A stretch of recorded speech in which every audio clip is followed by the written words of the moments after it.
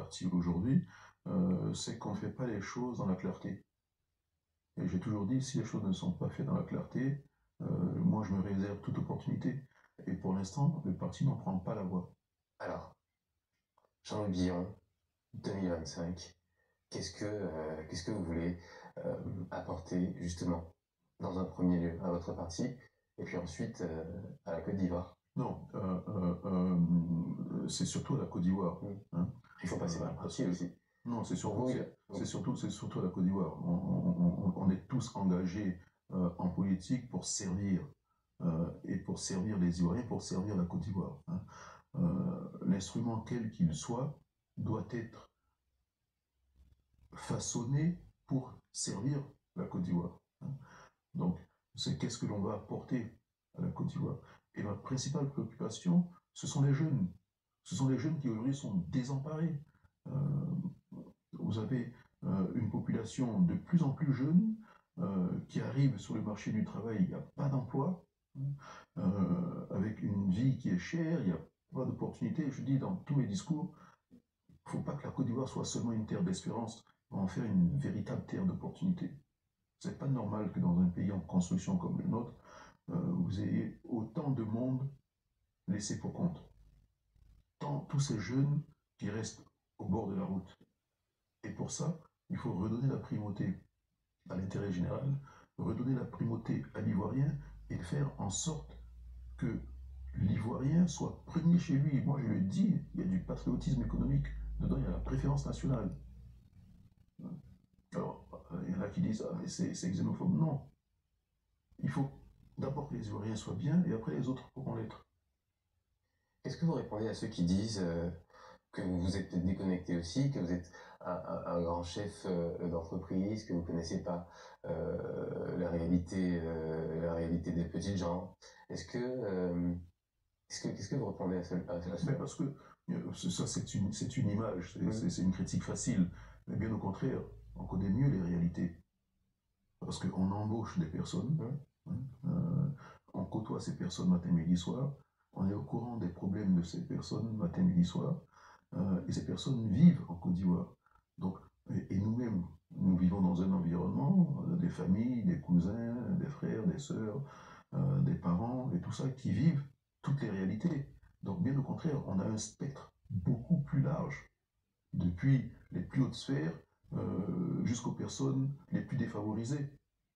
Donc, moi, je connais mieux les réalités que celui qui ne connaît que sa réalité.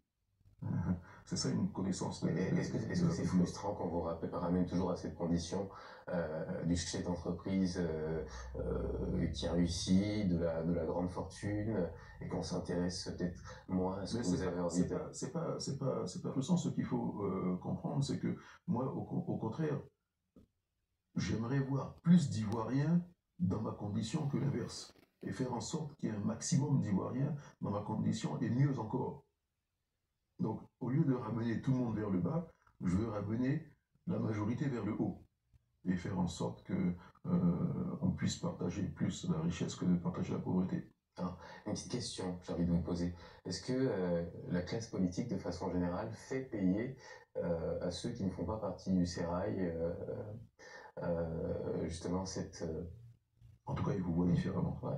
Ils vous voient différemment. Ouais. On voit comment? Qu'est-ce que vous entendez? Qu'est-ce qu'on pense de vous? On n'a pas les mêmes problèmes. Mais pourquoi est-ce que tu viens nous déranger en politique alors que tu as déjà tout? Mais non, je n'ai pas tout. Qu'est-ce qui vous manque? Je ne suis pas satisfait de la manière dont vous gérez le pays, donc je n'ai pas tout. Et je veux que le pays soit géré autrement. Bah écoutez, Trump est beaucoup plus riche que tout le monde en Côte d'Ivoire. Il est président des États-Unis. Il a déjà tout. Mais il veut autre chose pour son pays. Et pareil, avant lui, aux États-Unis, c'est fréquent. Dans plein d'autres pays dans le monde, c'est fréquent. À un moment donné, il faut s'engager et apporter autre chose, une autre vision, un autre logiciel.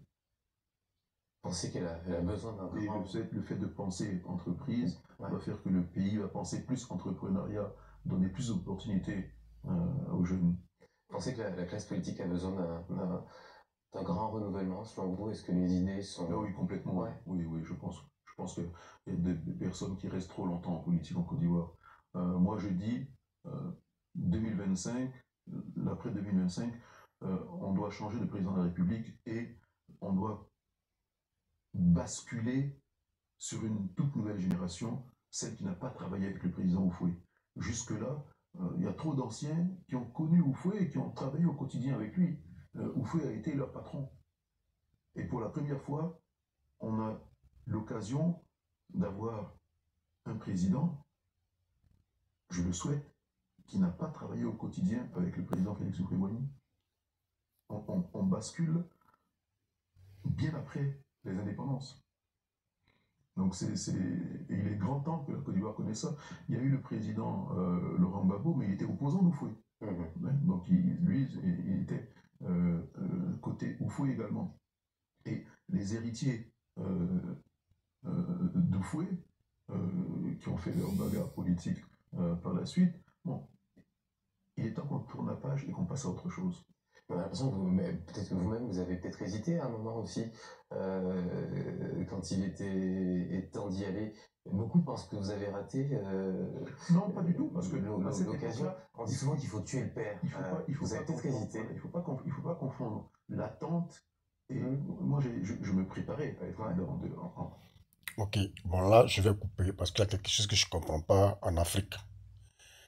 Voilà, là, je donne mon point de vue.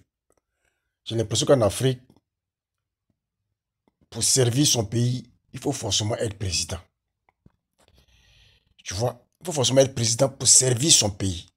C'est ce que moi j'ai remarqué en Afrique. Alors qu'en Europe, ce n'est pas le cas. Oui, ce n'est pas le cas en Europe. En Europe, les gens servent leur pays, les milliardaires servent leur pays en créant des entreprises, en ayant un peu de tout. Embaucher ceux qui n'ont pas du boulot. Voyez un peu. Il y a une différence. Mais en Afrique, on a l'impression que pour servir son pays, pour aider les jeunes à avoir de l'emploi, il faut forcément être président.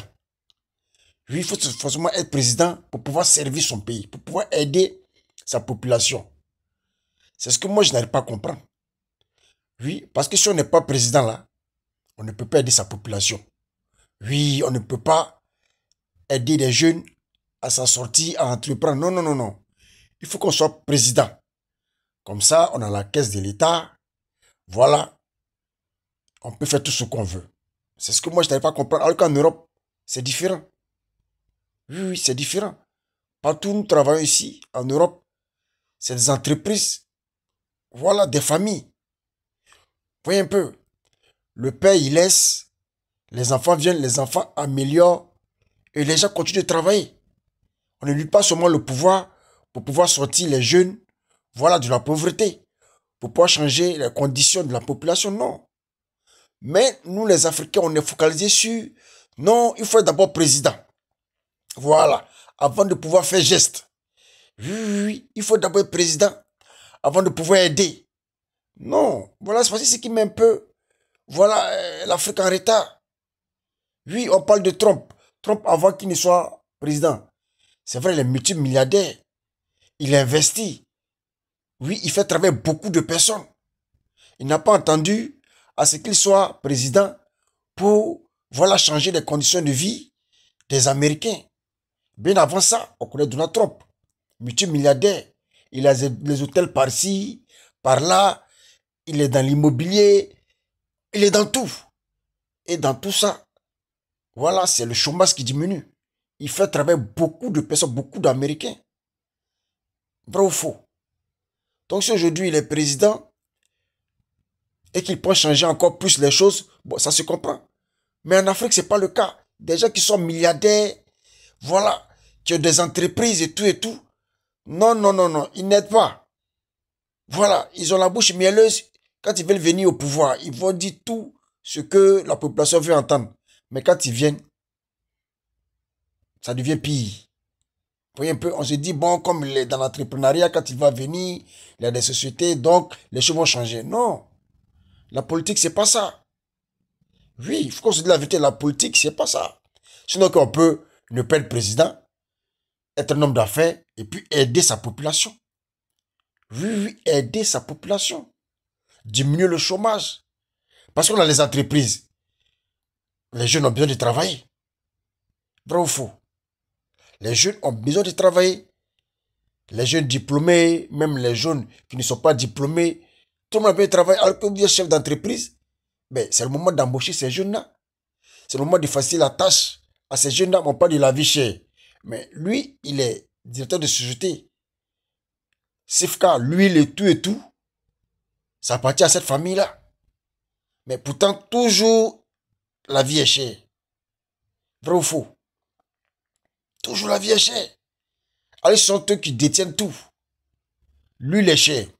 Qui détient l'huile? Le savon est cher. Qui détient cela?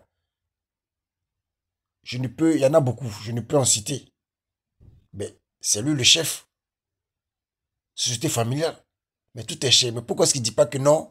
Voilà, on va essayer de distraire l'État, essayer de diminuer les denrées alimentaires, l'huile, le savon et autres. Non, on veut forcément venir au pouvoir, oui, pour faire croire que étant au pouvoir, on peut aider, voilà, les jeunes.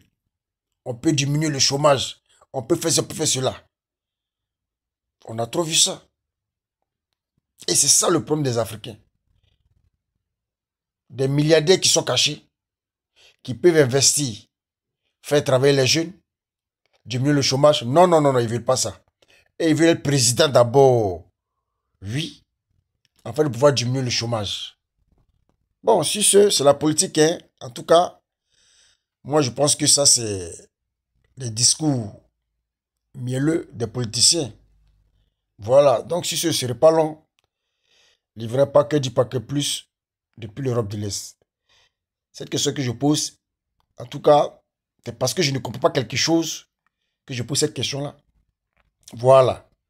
Ce que je sais en Europe ici, c'est des milliardaires, des entrepreneurs, oui, qui font changer la vie des jeunes, de la population. Ce n'est pas le président. Les gens n'attendent pas le président d'abord. Mais bon, en Afrique, je ne sais pas quoi dire, mais en Afrique, c'est autre mentalité. Tant qu'on n'est pas président, voilà, on ne peut pas changer la condition de vie, voilà, de la population. Bon, si ce, il ne verrait pas que du paquet plus depuis l'Europe de l'Est. Ciao, ciao.